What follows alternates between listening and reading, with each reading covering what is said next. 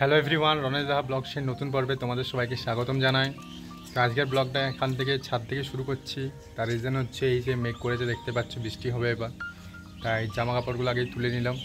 এই তো স্নান করে এলাম আমি, আর সকালে কালকের ভেজাগুলো দিয়েছিল রোদে, তো সেগুলো আবার তুলে রেখে দিয়ে এলাম। এখনও বৃষ্টি পড়েনি, তবে স্টার্ট হয়ে যাবে, মেঘ এসে গেছে, তো সেই জন্য অ্যাডভান্স তুলে নিলাম।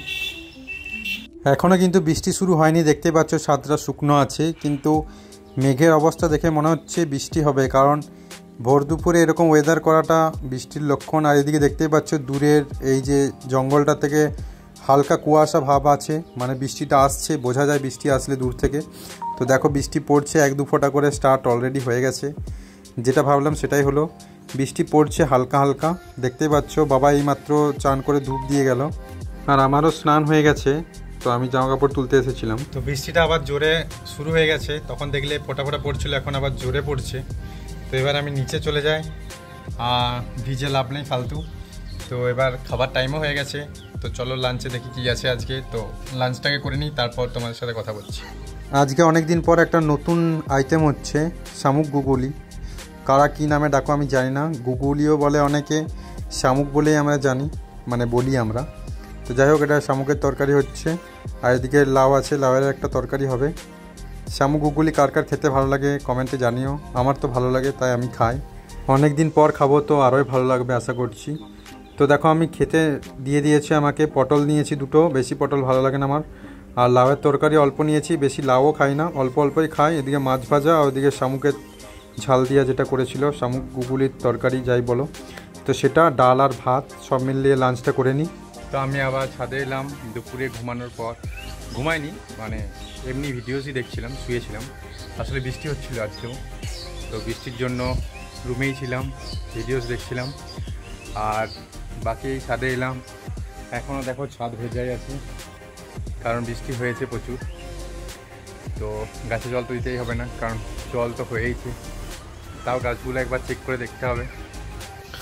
তো দেখতেই পাচ্ছ বৃষ্টি হয়েছে প্রচণ্ড, আর গাছে গোড়াতেও অনেক জল জমে আছে, মানে বুঝতে পারছো অনেকটা পরিমাণ বৃষ্টি হয়েছে, অনেক জোর হয়েছে, আর অনেকক্ষণ ধরে হয়েছে, পুরো দুপুরটা বৃষ্টি হয়েছে। তো সেই জন্য সব গাছ ভালো করে ভেজানোই আছে। এটা ধীরে ধীরে মরছে, একদম পচে গেছে। এবার এটা ছিঁড়ে ফেলে দিলেও আর কোনো অসুবিধা নেই, ঝরে শুকিয়ে পড়বে।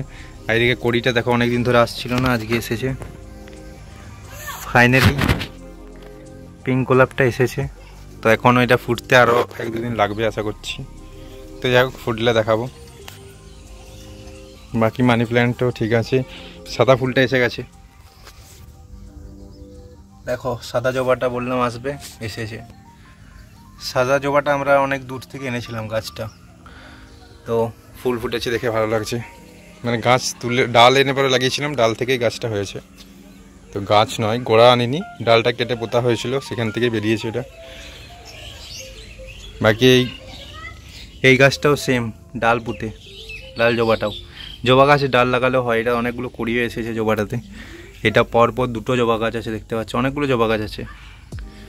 তো এখানে দুটো পরপর আছে, ওই সাইডে সাদাটা আছে, মাঝে আর একটা আছে, টোটাল চারটে আছে। তো যাই হোক, এই হলো গাছ, গাছগুলো ঠিকঠাক আছে। আর সন্ধে হয়ে গেছে প্রায়, এবারে মা আসবে সন্ধে দিতে।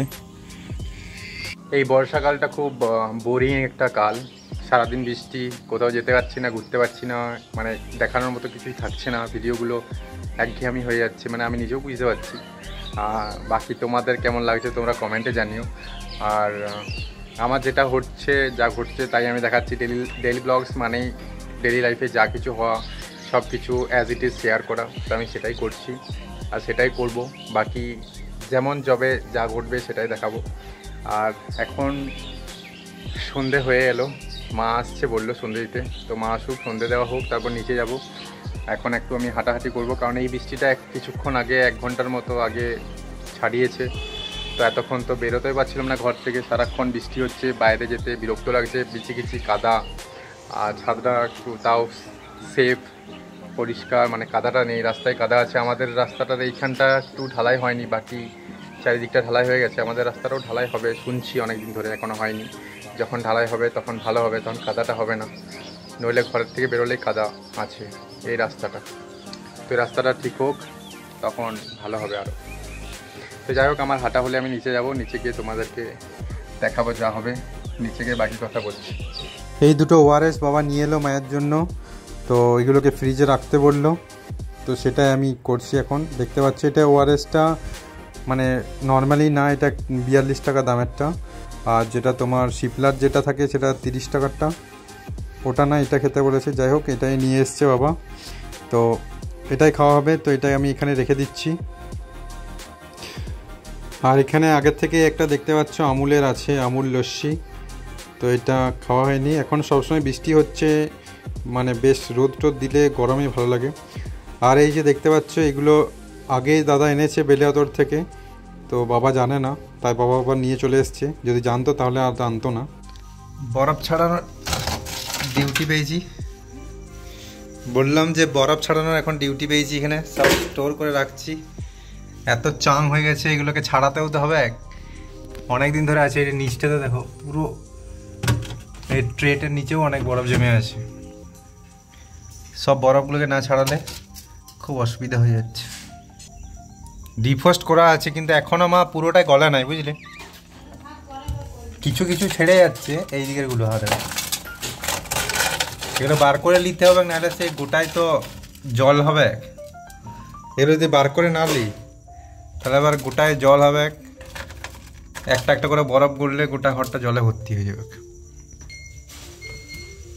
এদিকে আবার টিং টিং করছে, অনেকক্ষণ খুলে থাকলে না টিং টিং করে না আমার ফ্রিজটা, গ্যাসটা বেরিয়ে যাচ্ছে, টিং টিং করছে। পরে আবার বার করবো, ভালো করে গলুক। এই তো ডিফ্রস্ট করা আছে, এখানে ডিফ্রস্ট করে রেখেছি। এই যে সাইনটা দেখছো লাইট জ্বলছে, ডিফ্রস্ট করা মানে বরফগুলো গলছে, সফট হচ্ছে। তো এখন চলুক, অনেকক্ষণ আগেই করে রেখেছি, তো পুরোপুরি কমপ্লিট হলে তারপর সব বরফকে বার করে এটা রাখতে বলে, নাহলে এদিকে পুরো জল হয়ে যাচ্ছে। জল এখান থেকে সব গলে গলে বেরিয়ে আসছে জলটা, সেই জন্য। মাকে একটা ওআরএস খাবার জন্য দিতে যেয়ে দেখি যে ডেটটা পেরিয়ে গেছে। দেখতেই পাচ্ছ 8 জুন 2024 থেকে 7 জুন 2025 পর্যন্ত ডেট ছিল। আর আজকে এখন জুলাই চলছে, মানে বাবা যে দুটো এনেছে গ্রামের দোকান থেকে এনেছে আমাদের গ্রামের, তো এক্সপায়ার মাল দিয়ে দিয়েছে, 1 মাসের পুরনো। দোকানদারটাও দিয়ে দিয়েছে কী করে সেটাই ভাবছি। তো দাদা বেলিয়াতুর থেকে যেগুলো এনেছিল সেগুলো দেখতে পাচ্ছ 2026 অবধি ডেট আছে এপ্রিলের, তো সেটাই মাকে একটা দিয়ে দিচ্ছি। তো বাবাকে ফোন করে বলে দিলাম যে ওআরএস এনেছিল ওগুলো ফেরত দিতে, তো বাবা বললো ঠিক আছে, কালকে ফেরত দিয়ে আসবে। যাই হোক, গ্রামের দোকান থেকে এনেছিল, কোনো অসুবিধা নেই, ফেরত হয়ে যাবে। আর আমি আজকের ব্লগটা এখানেই শেষ করে দিচ্ছি। যদি ভালো লেগে থাকে লাইক কমেন্ট শেয়ার করো, আর চ্যানেলটা অবশ্যই সাবস্ক্রাইব করো। বাকি দেখা হচ্ছে কালকে নতুন ব্লগে। তারা সবাই ভালো থেকো।